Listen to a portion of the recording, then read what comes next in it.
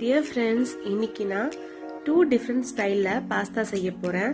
ஒன்னு வந்து ஸ்பைசியா இருக்கும், இன்னொன்னு வந்து க்ரீமியா இருக்கும். நம்ம ஃபர்ஸ்ட் வந்து பாஸ்தாவை பாயில் பண்ணி எடுத்து வச்சுக்கலாம். நான் அதுக்காக இப்போ பேன்ல தேவையான அளவுக்கு தண்ணி எடுத்துக்கலாம்.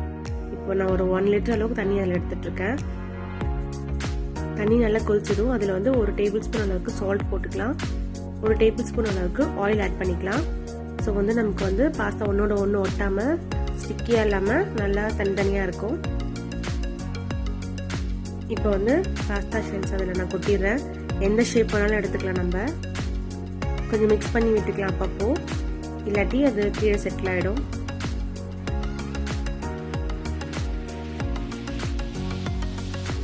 இந்த அளவுக்கு பாயில் ஆனதும் இதை ஃபில்டர் பண்ணி வாஷ் பண்ணி நம்ம எடுத்து வச்சுக்கலாம்.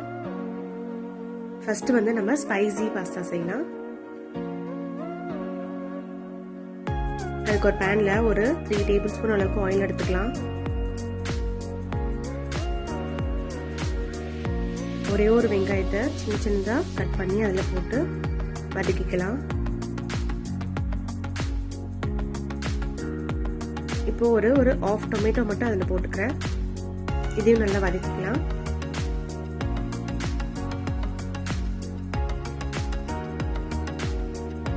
நெக்ஸ்ட் இதில் நம்ம தேவையான வெஜிடபிள்ஸ் எல்லாம் ஆட் பண்ணிக்கலாம். நான் இன்னைக்கு ஒரு கேரட், கொஞ்சமா கேப்சிகம், கொஞ்சமா பீன்ஸ் எடுத்திருக்கேன். இது கொஞ்ச நேரம் எண்ணெயில வதக்கிட்டு அதை வேக வைக்கிறதுக்கு நான் கொஞ்சமா தண்ணி ஊற்றி ஒரு 3 மினிட்ஸ் வந்து நல்லா வெஜிடபிள்ஸை சாஃப்டா வேக வைக்க போறேன்.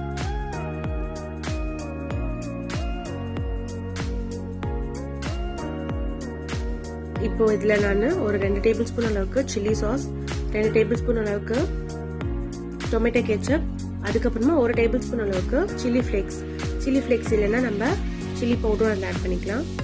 அப்புறம் தேவையான அளவுக்கு உப்பு போட்டு இது நல்லா மிக்ஸ் பண்ணி விட்டுக்கலாம்.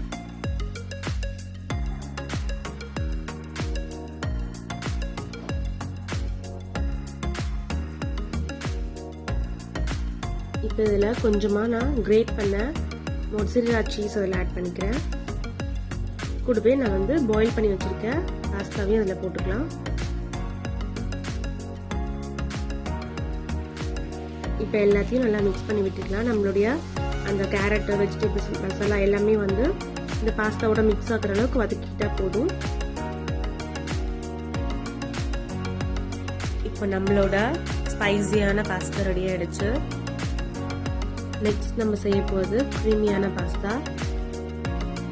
இப்போ அதை செய்யறதுக்கு ஃபர்ஸ்ட் வெஜிடபிள்ஸை சார்ட் பண்ணணும். ஸோ வந்து ஒரு பேனில் 2 டேபிள் ஸ்பூன் அளவுக்கு ஆயில் ஆட் பண்ணிட்டு ஒரே ஒரு வெங்காயத்தை இந்த மாதிரி பெருசாக டைஸ் பண்ணி அதில் போட்டிருக்கேன்.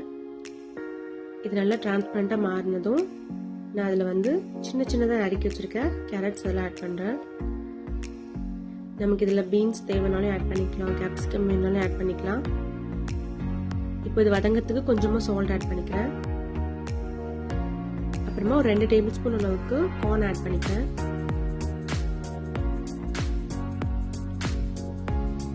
இது எல்லாமே கொஞ்சம் டிரான்ஸ்பரண்ட் ஆனதும் கலர் சேஞ்ச் ஆனதும் நம்ம எடுத்து தனியாக வச்சுக்கலாம். இப்போ அதே பேன்ல நான் ஒரு 2 டேபிள் ஸ்பூன் அளவுக்கு பட்டர் ஆட் பண்ணியிருக்கேன்.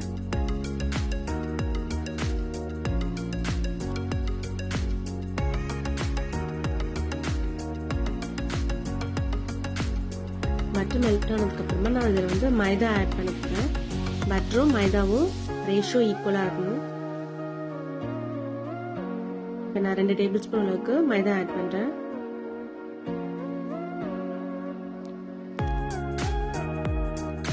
இது ரெண்டும் சேர்ந்து ஒரு மாதிரி பேஸ்ட் மாதிரி வந்ததுக்கு அப்புறமா இதில் நம்ம கொஞ்சம் கொஞ்சமாக மில்க் ஆட் பண்ணிக்கலாம். இப்போ கொஞ்சம் கொஞ்சமாக மில்க் ஆட் பண்ணி அதை நான் வந்து மிக்ஸ் பண்ணுறேன். லம்ப்ஸ் ஃபார்ம் ஆகும். அது அப்படியே நம்ம இந்த மாதிரி கிண்டிகிட்டே இருந்தோம்னா அது எல்லாமே வந்து கரைஞ்சிரும் நமக்கு. இப்போ இதுக்கு நான் ஒரு 400 ml அளவுக்கு மில்க் எடுத்திருக்கேன். பாயில் பண்ணி ஆற வச்ச பால் கொஞ்சம் கொஞ்சமாக தேவை ஆட் பண்ணி நம்ம இதை மிக்ஸ் பண்ணிக்கலாம்.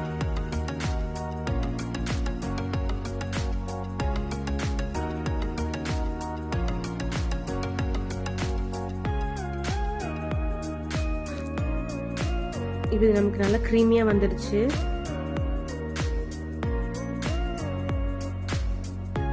இந்த ஸ்டேஜ் வந்ததும் நம்ம அதில் வெஜிடபிள்ஸ் அதில் போட்டுடலாம்.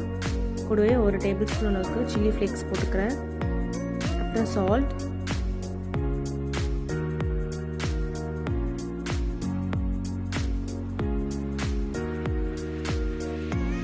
மிக்ஸ் பண்ணிட்டு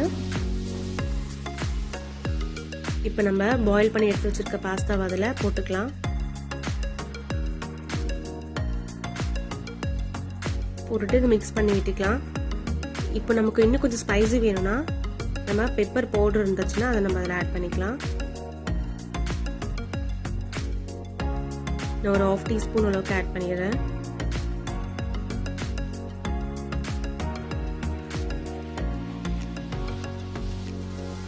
நமக்கு இந்த க்ரீமி பாஸ்தா ரெடி ஆயிடுச்சு. இதில் 1 டேபிள் ஸ்பூன் அளவுக்கு கிரேட்டட் சீஸ் வந்து போட்டுட்டு இதை நம்ம ஆஃப் பண்ணி எடுத்துக்கலாம். நமக்கு இது ரெடி ஆயிடுச்சு. இது ரொம்ப டேஸ்டாக இருக்கும். இது ரெண்டுமே ஈஸியாகவும் செய்யலாம். ட்ரை பண்ணி பாருங்கள். என்னோட வீடியோ உங்களுக்கு பிடிச்சிருந்துச்சுன்னா சென்ஷைன் சேனலை சப்ஸ்கிரைப் பண்ணுங்கள். தேங்க்யூ.